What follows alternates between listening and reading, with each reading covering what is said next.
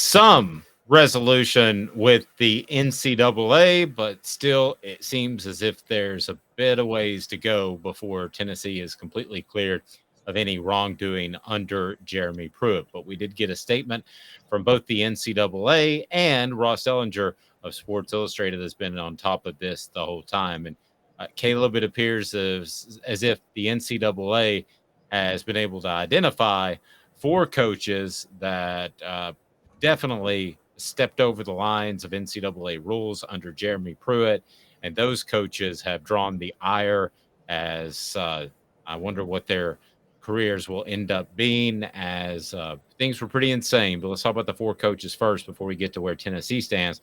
The 4 coaches that were pointed out first in this NCAA release in the Ross Dellinger report.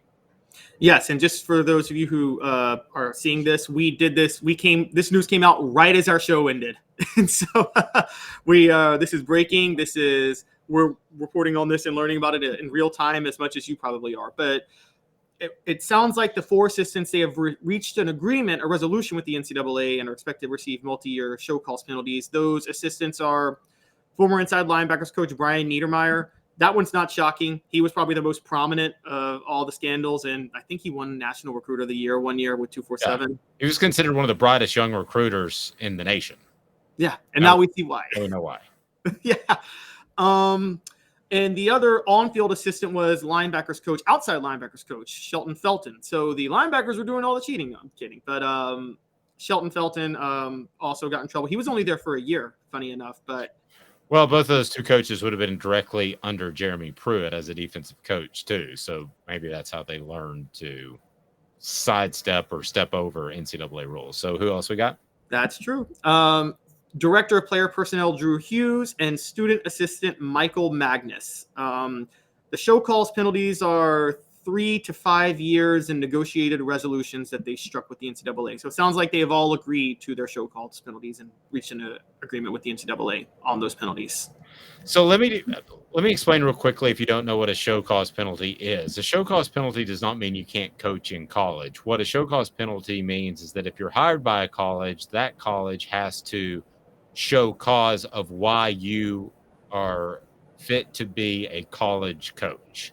So they can do that, but that's an extra step in the process. So they might not even win that appeal. So you can imagine when all these coaches start landing after the season, Caleb, if you and another guy have a pretty similar resume and you got a show cause following you around, you're a lot less likely to get that job, because then said school could miss out on that other candidate because they have to prove through a 1 or 2 month process, usually about 6 to 8 weeks, that there is cause for you to be a college coach again, and that you're not going to make the same mistake. So it's not an end all be all, but you find those people usually go to the NFL because they have trouble finding a spot to land. So what do we know about, in particular, Jeremy Pruitt and then Derrick Ansley as well at this point?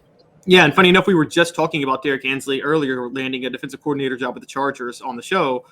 I'm sure he knew. He knew he had to go to the NFL. Yeah. Yeah. They both have not reached a resolution with the NCAA yet. Now, I don't know. With Jeremy Pruitt, that seems like Pruitt is still negotiating with the NCAA and trying to get his punishment reduced. Derrick Ansley, it could be more of, was Derrick Ansley even involved? We don't know. I think he was. I'm sure you think he was too. But we don't really know yet. But it's pretty obvious with Jeremy Pruitt. There's no way that Jeremy Pruitt wasn't part of this because they don't consider him someone who committed the violations. I mean, the university fired him for cause. Of course they think he committed some violations. And so this sounds like he's still trying to fight whatever punishment. It sounds like he's not in agreement with any punishment that they're trying to give him. That's my read into the situation. Yeah, and it's a sordid mess under Jeremy Pruitt, so I can understand that being the last one. I think he's fighting hard to be able to coach in college again, a brief stint in the NFL, and he could continue there. But let's face it, he's a recruiter. That's the type of coach he is. He's hard on guys. I don't think that he's going to be a great fit in the NFL, and he played a lot of poker, was fairly successful at that, but I don't know that that's a long-term solution to a career. So I would expect Jeremy Pruitt to fight this as hard as he could and get back in college as soon as he possibly could. So, but ultimately, as far as Tennessee fans are concerned, there is no resolution between Tennessee and the NCAA specifically, which makes me think they're still battling over the one charge of lack of institutional control, which is the one that could potentially get you in a lot of trouble. Yes, and we need to read. We'll obviously have more on this on the show tomorrow. So this is just our breaking instant reaction, but we need to read into this a little bit. The NCAA released a report that says Tennessee football coaches and administrators committed NCAA violations. When you combine that with the university and the NCAA not reaching an agreement on a resolution despite months of negotiations, you're right. The NCAA is basically saying the university had a lack of institutional control. The university doesn't want to admit that. I think one red flag about this, Dave, and I want to know what your thoughts are. They could be really nervous about the punishment that comes down if they accept the lack of institutional control, because it's a little weird that they're still fighting this.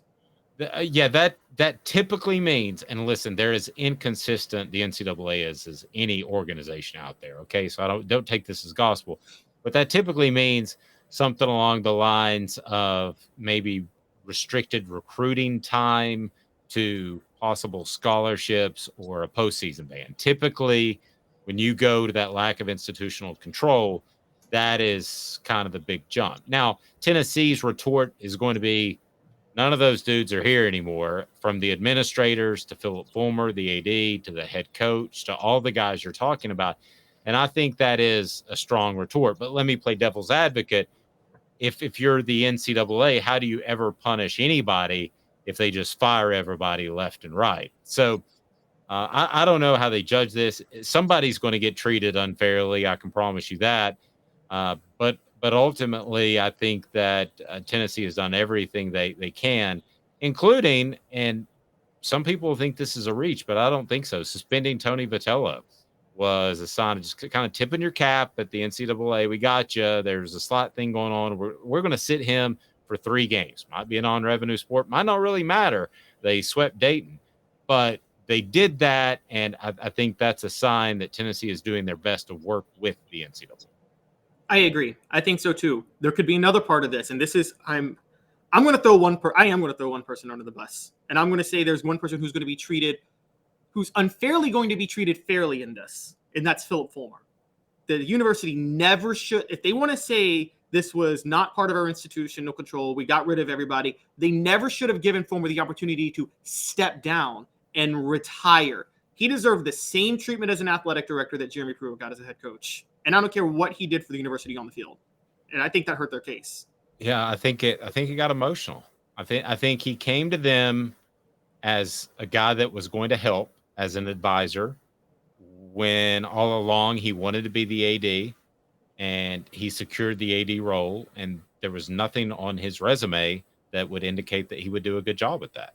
It's a totally different job than coaching a football team. It is not the same thing, even remotely. In this case, from a compliance standpoint, it's not. There's too many people to keep an eye on, but also the finances, you'd be better off going and getting a former CEO to run a big time athletic department. We join you each and every weekday at 10 o'clock, and we're on till at least 11, sometimes beyond, because we like to talk and hopefully bring you the latest Tennessee news and some perspective that you don't get anywhere else. Offthehooksports.com for the latest. Caleb Calhoun and I both will have reaction via the written word. And don't forget about our app. You can download that. Just go to your app store and look for Off the Hook, and you will have the app and all the latest videos and content that we have. And plus me making people angry on Twitter. He's Caleb Calhoun. I'm Dave Hooker, Off the Hook Sports.